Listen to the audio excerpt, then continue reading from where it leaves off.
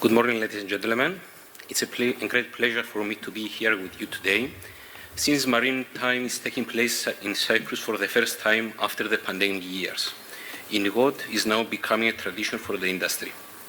As Hellenic Bank, we are becoming very proud to be sponsoring such an important event, as it raises the profile of Cyprus as an international shipping hub. It also demonstrates the strong commitment and support to the shipping industry. Now turning to the economic part. The global economy appears that is heading for a gradual recovery, albeit uneven, from the powerful shocks of the COVID pandemic and the Russia-Ukraine conflict. European economies are expected to solidly recover after the winter setback. China, after the sudden end of zero-COVID policy, is rebounding among significant challenges, and the US is sliding into a mild recession during the first half of the year. Supply chain disruptions are unwinding, while the dislocations to energy and food markets caused by the war are receding. Simultaneously, the massive and synchronous tightening of money policy by most central banks should start to bear fruit, with inflation moving back towards its targets. The surge in energy and food prices, coupled with supply constraints, dealt a major blow to the global economy in 2022. While sky-high prices for energy and food eroded the real purchasing power of consumers, the rise in inflation to 40-year highs in Europe and the US forced central banks to tighten monetary policy sharply at a time that economic growth started losing some momentum. In many respects, fundamentals remain favorable. Labor demand is close to record levels on both sides of the Atlantic. Households on average are sitting on a pile of excess savings, and most businesses have not built excess capacity or inventories that now need to be corrected. Governments are stepping up investment, and financial institutions are mostly in good health. The world growth in 2020 was greatly affected by the COVID pandemic. Most of the parts of the world entered into a recession that lasted until 2021, affecting greatly the positive trend that existed prior to that. In the coming year, we expect that world growth is going to drop to 2.8 compared to last year, that reached 3.4%, before rising slightly to 3% in 2024. Growth in the volume of world trade is expected to decline from 5.1 in 2022 to 2.4 in 2023, due to the expected slowdown in global demand following the marked catch-up in growth due to the pandemic. Now let's turn to the developments in the key economies, that now we can see that Europe was helped by a steep correction in gas prices recently and is digesting the shock created by the Russian-Ukraine conflict. Real GDP may stagnate at the Eurozone and decline in the UK during the first half of the year, although aggregate spending in nominal terms will likely hold up. Sky-high energy bills have raised costs for companies and left consumers with less money to spend on other goods and services in the short term. GDP will likely contract in Q1 as private consumption, business investment, and exports may fall. Once the cold season is over and gas shortage fears have abated for good, activity is expected to stabilize in the spring of 2023, followed by a strong upturn from Q3 onwards. We expect that consumer spending to recover as declining inflation lifts real disposable income again from mid-2023 onwards. Business will likely step up investment to meet demand, restructure supply chains, and raise their energy efficiency. Once the US recession is over and the export outlook improves, the post-recession upswing can pick up steam to an above-trend pace in 2024 and 2025. The EU large program of support to the economies underpins a multi-year fiscal stimulus. In US, we are expected to see that the economy is going to enter into a shallow recession over the course of 2023. The drag from elevated inflation and real household incomes restrains growth. After excessive fiscal and monetary stimulus that has likely pushed the US economy into a boom in 2021, and a correction is now underway.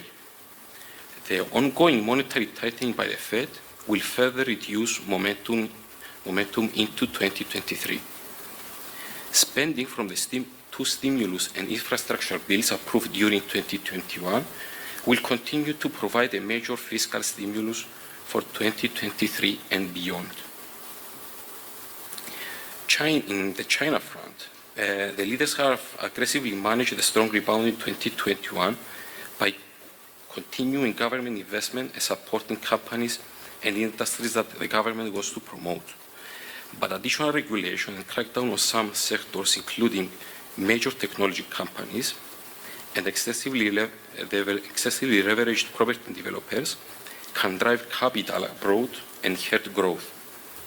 China suffered to a serious correction in spring 2021 as COVID shutdowns and supply chain problems amplified the domestic pullback linked to the ongoing correction in the housing market. Lockdowns in major cities to curb the spread of Omicron hurt production, confidence, and spending. Growth is expected to be significantly slower than before the pandemic. In Japan, the surge of commodity prices, the problems in China, and the descent of the US into a likely shallow recession will take a toll on the country. However, pent-up demand and the impact of the recently approved long and large fiscal package will ease the pain and probably prevent a recession. With the end of the COVID-related restrictions, consumers' demand is likely to drive a significant gain in GDP during 2023. In the monetary policy front, the overriding need to fight inflation constrains the ability of central banks to react to the decline of output compared to the previous years. Despite weakening momentum, we expect that the ECB, Fed, and the Bank of England will raise further in early 2023. Once inflation will ease enough, central bankers are likely to reduce the number of rate hikes and increases during the year. Helped by lower inflation and real disposable incomes that are rising in both sides of the Atlantic, this will change the current decisions of the central banks.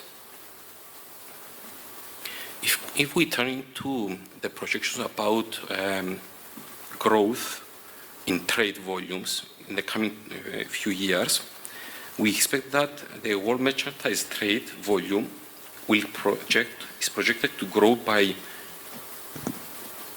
1.7% in 2023 before picking up to 3.2% in 2024. The geopolitical tensions, inflation, and the related measures, energy and other commodity prices increases, and the lingering effects of COVID-19 were the main drivers of trade and output in 2022. Last year, we saw some of the highest inflation rates since the 80s, together with massive swings in commodities prices and an appreciation of the US dollar. These strong price movements tend to distort trade between countries. There are some interesting events happening across the regions due to the geopolitical tensions and changes in economic environment. For example, exports in the Middle East are expected to greatly increase to make up for shortfalls in supplies of Russian and energy products. The expected rebound in consumption in US and Europe will increase the number of shipments from Asia in the coming and next year.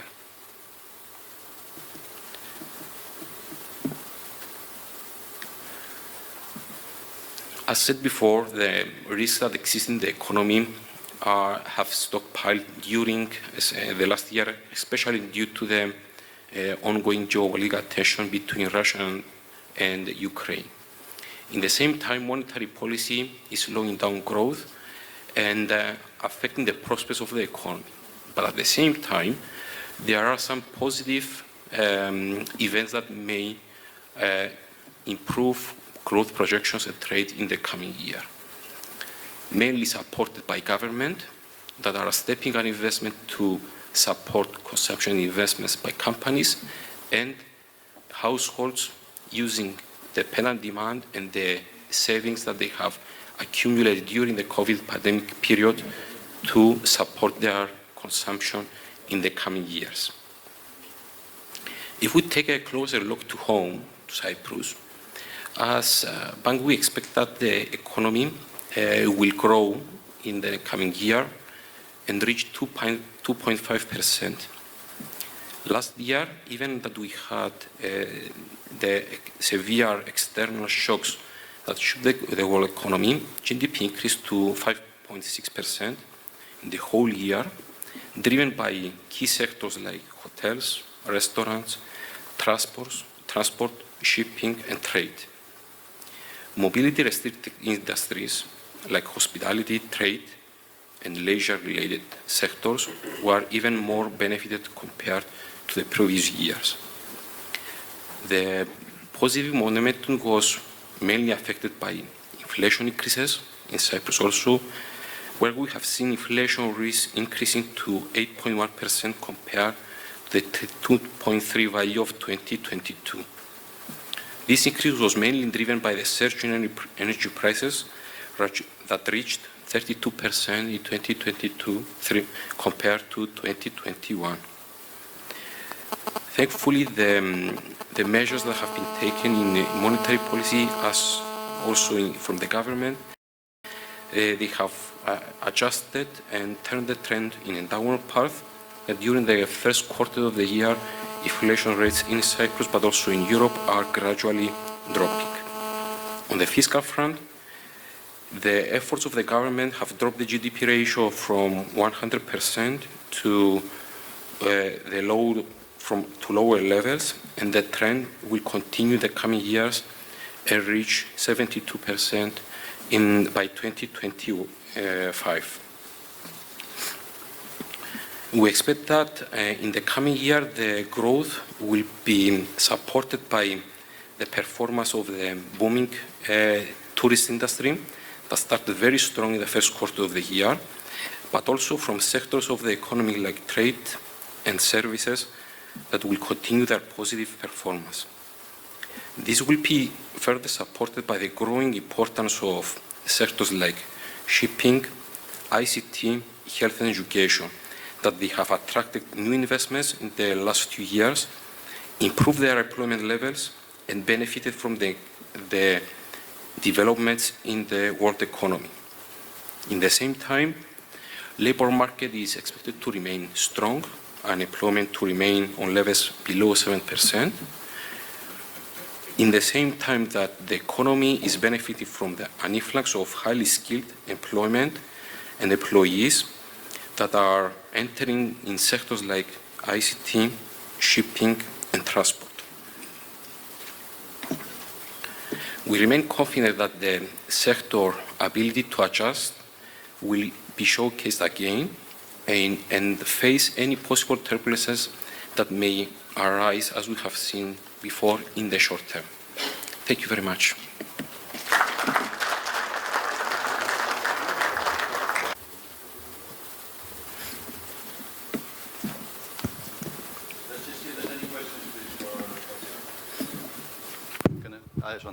Any questions, please? Let me ask you a question. You showed the graph showing India's growth pretty high in the next couple of years.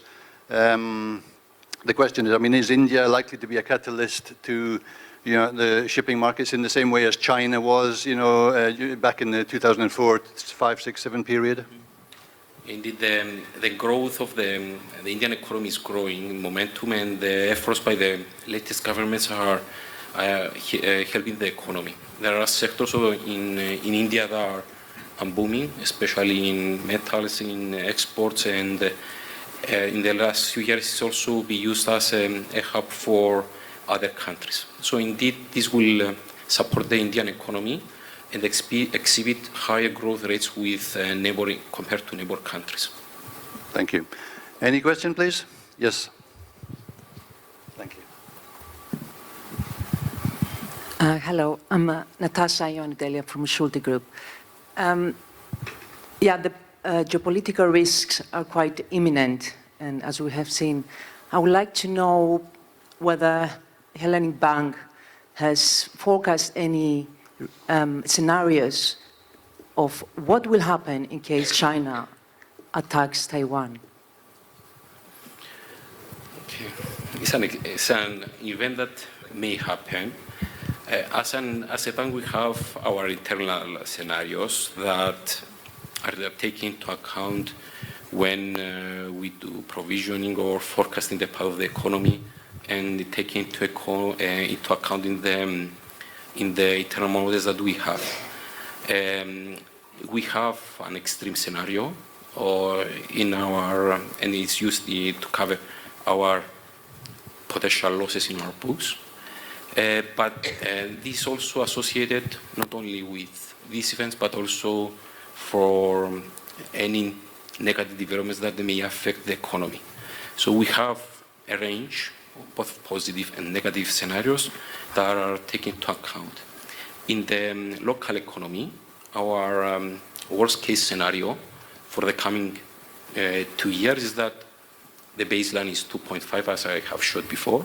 But in the extreme scenario that we have additional negative external shocks into the economy, the growth for 2023 is projected to reach 0.5% compared to last year, and grow a bit to 1% in 2024.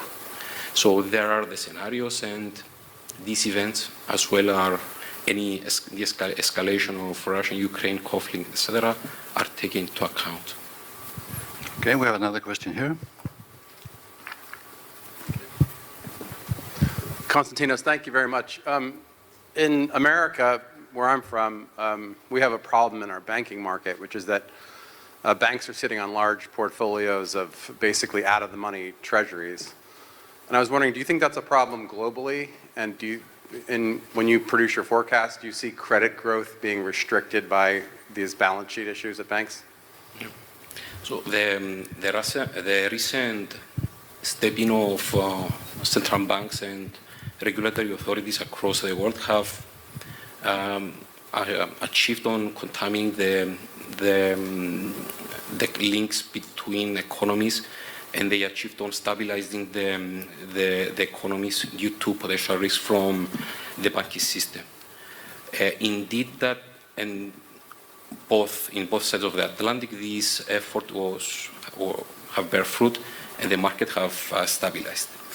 In terms of credit growth, indeed that in the local economy, but also in the global economy, we expect that credit growth will be less this year compared to the previous years, mainly due to the uncertainties that exist and the fears that we have between consumers to invest and make new purchases, big purchases, and also companies they still have the fear, and if we have the further escalation of conflict in Russia-Ukraine, that may destroy the positive sentiment that has been created in the last few months. So this is a potential risk that exists, and we have seen in the first months of the year that households and business, both locally and abroad, are restrained on making new huge investments. Thank you. Is there a final question? No? Then, Konstantinos, thank you very much. Thank you. Thank you very much.